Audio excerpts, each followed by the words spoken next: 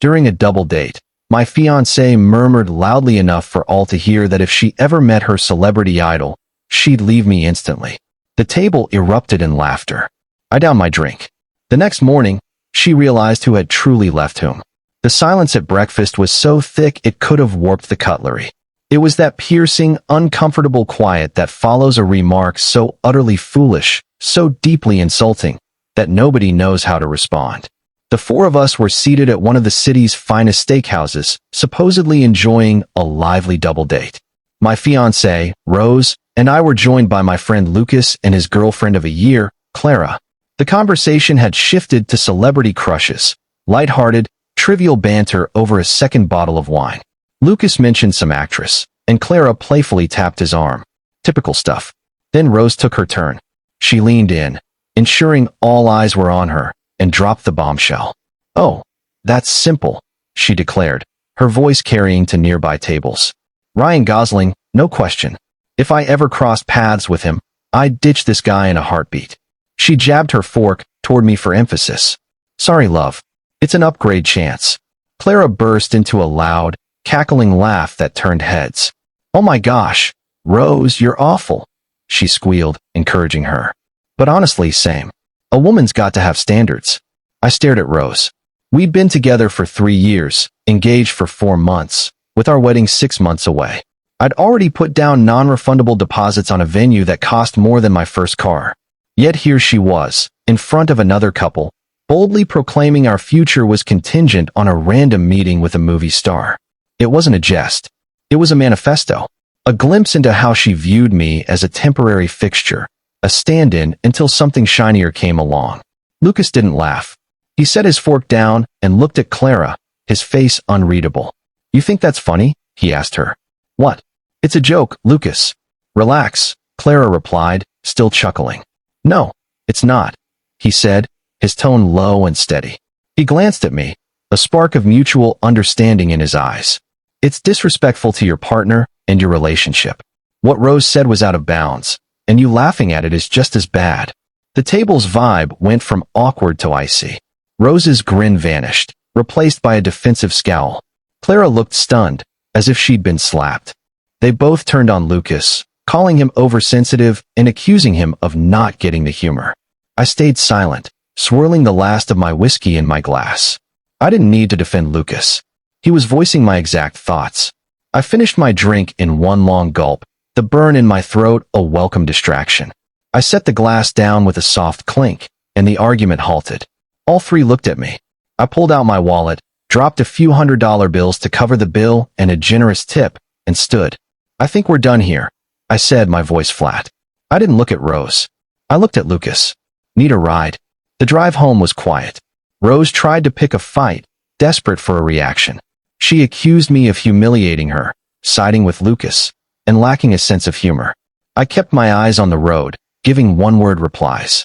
By the time we reached her apartment, she hadn't officially moved into my place, a fact I was now immensely grateful for. She was practically shaking with frustration. "Are you just going to ignore me all night?" she demanded as I parked. "I'm tired, Rose. We'll talk tomorrow." "There's nothing to talk about. It was a joke. You and Lucas are acting like children." "Okay," I said. That single word seemed to enrage her more than anything. She stared, waiting for more, but I just gazed through the windshield. She finally huffed, got out, and slammed the door hard enough to shake the car. I didn't watch her walk away. I drove home. 20 minutes later, my phone buzzed with a text from an unfamiliar number. "Hey, it's Lucas. Sorry about tonight. My girlfriend was out of line. You okay, man?"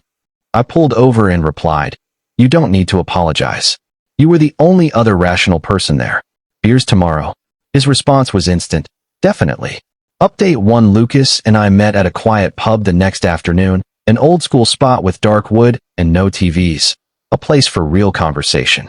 We talked for 3 hours, one of the most eye-opening discussions of my life. We realized we were living parallel lives. Lucas, a contractor who'd built a thriving business with his hands, was facing the same issues I was. Clara constantly pushed for a flashier lifestyle, luxury cars, exotic trips, a bigger apartment. She saw him as a cash machine, a means to an end. The celebrity crush comment wasn't a one-off. It was part of a pattern of disrespect and entitlement, treating us as stepping stones. Over beers, we realized we weren't just irritated, we were finished. So what's the plan? Lucas asked. We don't just dump them, I said, a strategy forming. That's too simple. They won't learn anything. They'll just latch onto the next guy and repeat the cycle. They need to see their actions have real consequences. So, we made a pact. We weren't just two disrespected guys. We were a unit. Our first move was silent and coordinated. That evening, I logged into my bank accounts and canceled the secondary credit card I'd given Rose. I also called my jeweler about the engagement ring, a 2-carat diamond I'd fully paid for. Lucas's situation differed slightly. He was covering rent for Clara's upscale apartment, with her lease up for renewal in 2 weeks. He emailed the property manager, stating he wouldn't co-sign the renewal and his financial responsibility would end at the month's close. The next 48 hours were calm. Then the panic began. Rose called, her voice frantic. My card was declined at the salon, she said. I was booking a facial for my bachelorette party. What's happening? I canceled it, Rose. You what? Why? The wedding's in 6 months. Is it? I asked. I heard it's conditional on a Ryan Gosling sighting. Why fund an event that could be canceled any moment? Seems like a risky investment. The silence on her end was priceless. That was a joke, she stammered. You can't be serious. All our friends are coming. The venue's booked. You're right, I said. The venue's booked and paid for. Don't worry, the party's still on. I hung up before she could ask more.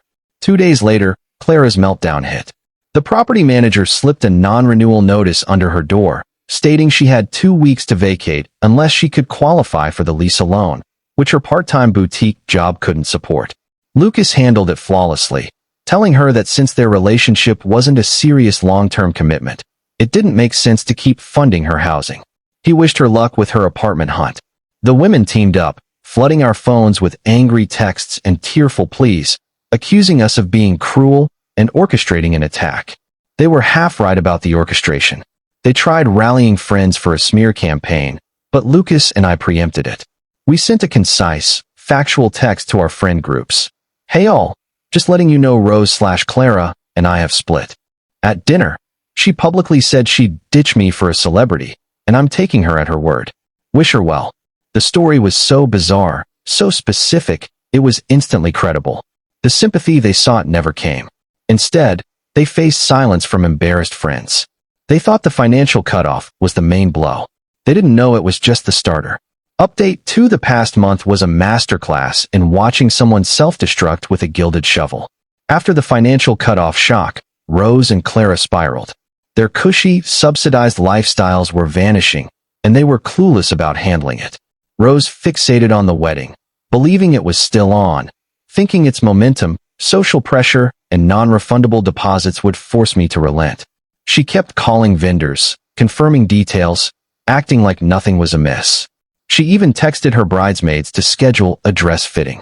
Unbeknownst to her, I was contacting vendors too, not to cancel, but to modify. The first clue something was off came from the caterer. Rose called to finalize the menu, and the manager asked an odd question. For the ice sculpture, do you want the entwined hearts or 2 figures shaking hands? Confused, Rose chose hearts. Okay, the manager said. We'll check with the other party. The real bombshell hit 2 weeks before the original date. The formal invitations, already printed with the wedding details, were due to be mailed. Rose had been hounding me about them. I said they were handled. They were. Lucas and I spent a weekend with a graphic designer, crafting new invitations. Same venue, date, and time, but a very different event. The invitation read, "You are cordially invited to celebrate a fresh start at the first annual Upgrade Opportunity Gala, hosted by my name and Lucas." In smaller print, an evening celebrating loyalty, respect, and the wisdom to walk away from a bad deal. All proceeds and gifts will benefit the local Big Brothers Big Sisters chapter. We sent them to everyone on the original guest lists. The fallout was swift and spectacular. Our phones buzzed with texts from friends laughing hysterically. RSVPs poured in. The Upgrade Gala story went viral in our circle. Rose and Clara were livid, their invitations arriving the same day. Their furious calls were epic, hurling every insult imaginable and threatening to sue for humiliation. My response was calm. Sue me for what, Rose? For hosting a charity event? For repurposing a party I paid for? You said you'd drop me for an upgrade. Lucas and I feel the same. This is our upgrade. Clara had to vacate her apartment by month's end. Lucas was there with a police officer to ensure no damage was done. She left in tears, her designer clothes stuffed into trash bags, picked up by her parents in their minivan. They tried sabotaging the gala, calling the venue to cancel, but their names weren't on the contract. Their social media pleas to boycott backfired, drawing more attendees to witness the spectacle. The gala night was incredible. Lucas and I greeted guests at the entrance, feeling liberated. An hour in, Rose and Clara arrived in dramatic, attention-grabbing outfits. They tried storming past, but we'd hired 2 burly security guards. "Sorry, ladies," one said, blocking them. "You're not on the list." "Not on the list?" Rose shrieked. "This is my wedding." "No, ma'am," the guard replied, checking his clipboard slowly. "This is a private charity event, and you're not invited." They caused a scene, screaming and crying in the lobby. Exactly the desperate display we'd anticipated. Friends filmed it, and the videos spread among guests within minutes. They humiliated themselves. The venue manager threatened police intervention, and they left, defeated. The party was one of the best nights of my life. Final update: a year has passed since the upgrade gala. It's amazing how fast life changes when you shed toxic weight. The event was a triumph, raising over $50,000 for charity, and Lucas and I had a blast. The story cemented our reputations and obliterated theirs. Lucas and I are still best friends and now business partners, combining his construction skills with my business acumen to launch a thriving real estate development company. 2 loyal, respectful guys who know a good deal make great partners. Rose and Clara's lives have steadily declined. The gala's public humiliation made them social pariahs. No one wanted their toxic drama. Rose moved back with her parents, her spa days and boutique shopping ending without my income. She tried suing me for half the wedding deposits and the ring, but my lawyer presented Lucas's signed statement about her upgrade comment and noted the ring was a conditional gift. Since she broke the marriage condition with her public statement, she had to return it. The judge dismissed her case and ordered her to comply. I heard she's back at her high school retail job. Clara's story is similar. After moving in with her parents, she hunted for another wealthy man, but her reputation preceded her. She's still single, working part-time, and complaining on private social media about men not meeting her standards. The best revenge was multifaceted. The financial cutoff forced reality. The social isolation stemmed from their actions, and the gala turned their social climbing pinnacle into a monument to their failure.